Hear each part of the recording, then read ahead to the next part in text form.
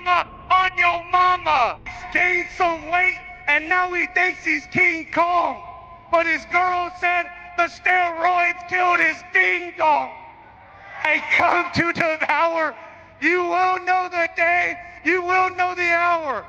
I'm gonna give Herrera a golden shower. I'm not just gonna win. What happens when an unstoppable athletic force meets the unforgiving reality of professional sports? To understand the enigmatic rise of the man they call the Incredible Hulk, we have to look back at where it all began. Born on November 12, 1997, in Bakersfield, California, Josh spent his early childhood in Wasco before moving to the quaint town of Clovis. It was at Clovis High School where the foundations of a monster were truly laid down. Josh did not just join the football and wrestling teams, he completely dominated both of them. By his senior year, he had evolved into the number 3 ranked wrestler in the entire nation and clinched the California State High School Championship at 182 pounds.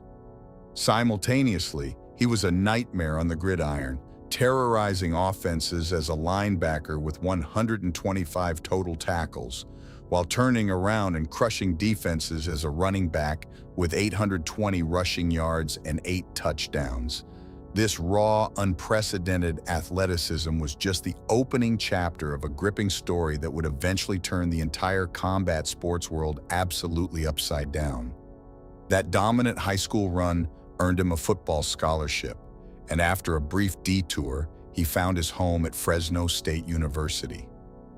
There, Josh achieved something that sounds almost mythical in the modern era of hyper-specialized athletics.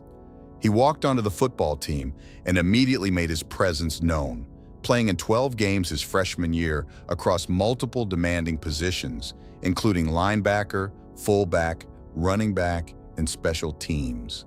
But one grueling Division I sport simply was not enough to satisfy his competitive drive. Josh balanced his gridiron battles with the grueling grind of collegiate wrestling, maintaining an impressive record of 63-20.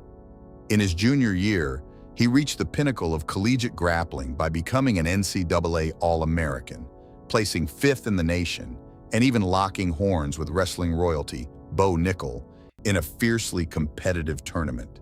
He was the only Division I athlete at the time actively competing and succeeding in both football and wrestling. This dual-threat dominance showcased a phenomenal athletic pedigree, setting the stage for a professional leap that would test his resilience like never before. Despite his collegiate heroics, the transition to the professional leagues proved to be an incredibly brutal and unforgiving journey. Following his graduation, Josh went unselected in the grueling 2020 NFL Draft. Refusing to let his gridiron dreams die, he was eventually signed by the San Francisco 49ers as an undrafted free agent. What followed was a frustrating, soul-crushing saga of roster cuts, practice squad demotions, and endless hurdles. He was waived at final roster cuts, re-signed the very next day, sidelined on the COVID-19 reserve list multiple times, and bounced around on futures contracts. For over 2 years, he fought tooth and nail just to secure a permanent spot on a professional roster. Finally, on August 15, 2022, the 49ers waived him for the absolute last time. A brief glimmer of hope appeared when the Arizona Cardinals picked him up 3 days later, but that window slammed shut when they waived him just 5 days after his signing. That sudden release marked the definitive end of Josh's football career, forcing him to make a dramatic and life-altering pivot. With his NFL ambitions officially in the rearview mirror, Josh decided it was time for a radical career change, leaning heavily into his elite grappling pedigree. He turned his attention to mixed martial arts, a brutal arena he considered a true man's sport. Starting at Extreme Couture in Las Vegas before shifting his base to the renowned Jackson Wink MMA Academy, he immersed himself in this dangerous new world. The MMA community is notoriously critical of outsiders, but Josh defied all conventional logic. Armed with a mere 7 months of full-time training and completely skipping the amateur circuit, he made a massive leap by signing directly with a major promotion, On October 7, 2023, he stepped into the cage for his professional debut at Bellator 300 against Spencer Smith. Showcasing the relentless pressure and heavy top control of a seasoned veteran, Josh secured a dominant victory via an arm triangle submission in the third round. He had securely arrived on the massive stage of professional fighting, proving that his raw athleticism translated perfectly into pure, unadulterated violence. The sheer momentum from that spectacular debut refused to slow down as Josh began to carve a path of complete destruction through the regional scenes and minor leagues. He secured another incredible submission victory in Bellator, locking in a belly-down armbar with just 3 seconds left in the second round, before making a highly anticipated move to the Legacy Fighting Alliance. In LFA, he went on an absolute tear, racking up 3 consecutive dominant first-round finishes, showcasing a terrifying blend of wrestling pressure and devastating striking. Holding a flawless, undefeated record with a 100% finishing rate, the UFC had no choice but to pay close attention. He earned his golden ticket on Dana White's Contender Series, where he put on an absolute masterclass. He physically and mentally broke his opponent in the first round before securing a savage second-round finish through crushing elbows. Dana White was thoroughly impressed by the sheer violence and immediate marketability, awarding Josh a UFC contract right on the spot, officially welcoming the dual-sport phenom into the premier proving ground of combat sports. But inside the brutal walls of the UFC, pure athletic merit often gets overshadowed by the desperate need for marketability and fan attention. Understanding that modern mixed martial arts is just as much a ruthless attention game as it is a pure sporting contest, Josh leaned completely into a bizarre, unpredictable, and highly polarizing promotional strategy. He abandoned the traditional humble martial artist persona and completely transformed into a rotating cast of absurd characters. Whether he was channeling the Incredible Hulk with loud promos, acting like a confused Mexican gangster, or suddenly reverting to a shy, stuttering man who seemed terrified of the cameras, his mic game became incredibly erratic. He spewed controversial rhymes, actively rage-baited his opponents, and fully embraced his role as the corniest man in the entire organization. To many hardcore fans and fellow fighters, his wild antics came off as incredibly cringy and desperately try-hard. Yet beneath this chaotic and messy surface, there was a brilliant, calculated strategy unfolding. He realized that whether the crowd was cheering out of love or loudly booing out of sheer hatred, they were undeniably paying attention to him. Playing the ultimate heel and actively generating widespread hatred is an incredibly high-stakes gamble in the unforgiving world of professional cage fighting. Since the massive boom of charismatic superstars in the last decade, countless prospects have tried to artificially inflate their personas on the microphone, only to completely fall flat and look like absolute fools when the cage door finally locked.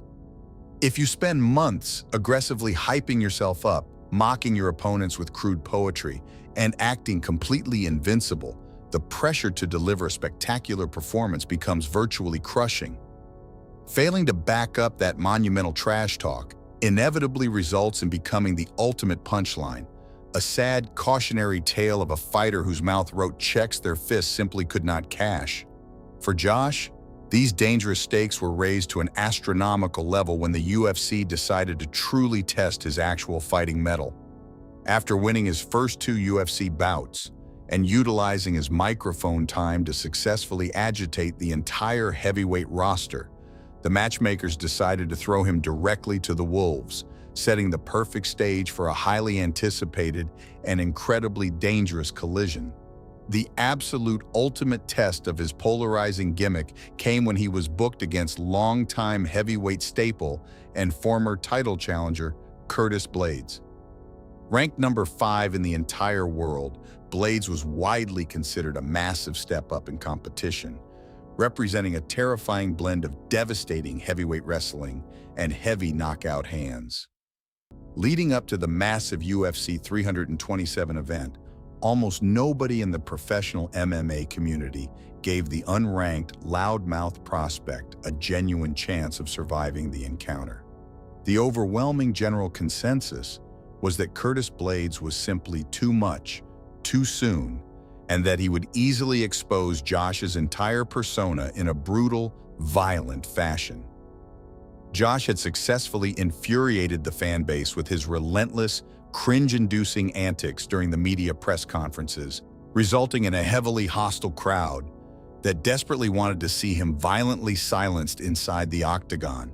It was a terrifying, career-defining make-or-break moment. A brutal loss would confirm he was nothing more than an empty, try-hard gimmick, while a miraculous victory could completely fast-track him straight to superstardom. What beautifully unfolded inside the cage that historic night completely shattered everyone's preconceived expectations and instantly etched itself into the history books. Far from a quick one-sided execution, the fight quickly erupted into an absolute bloodbath and an instant classic, easily cementing itself as a Fight of the Year candidate. From the explosive opening bell, Josh defied his massive underdog status by throwing incredibly fast, heavy combinations that visibly hurt the seasoned, highly ranked veteran. However, Blaydes fiercely refused to back down, eating devastating overhand rights and firing back with punishing heavy counters of his own. Through 3 grueling, absolute hellish rounds, neither man gave an inch, standing right in the chaotic center of the octagon and trading over 170 significant strikes in a pure, unadulterated heavyweight slugfest. Despite absorbing massive, dangerous shots, the Incredible Hulk maintained a relentless, terrifying pace, ultimately landing the cleaner strikes and suffering noticeably less visible damage. When the final buzzer loudly sounded, Josh secured a beautiful, unanimous decision victory, earning massive performance bonuses and forcefully extracting undeniable respect from the fans. Having successfully walked the brutal walk and proven that his elite athleticism is certainly not a joke, the entire future of the heavyweight division now seemingly rests on his massive shoulders. The UFC fully recognizes that they have a potential superstar in a weight class that is rapidly aging and tragically thinning out of true, exciting contenders. Capitalizing on his explosive newfound fame and a massive wave of over 100,000 new followers, the organization immediately booked his next blockbuster challenge, a violent showdown against the legendary knockout artist Derrick Lewis on the highly coveted White House card. Already, Josh is effortlessly stealing the spotlight, completely dominating press conferences filled with world champions and actively planting the dramatic seeds for future rivalries against terrifying names like Alex Pereira. He has miraculously transformed from an undrafted NFL practice squad casualty into the potential absolute savior of the UFC's most dangerous division. But as the violent hype train fiercely accelerates toward this next monumental clash, one massive looming question remains hanging in the cold air. Will the Incredible Hulk continue his unprecedented destruction of the old guard, or will the crushing pressure of his own spectacular rise finally break him when the whole world is intensely watching?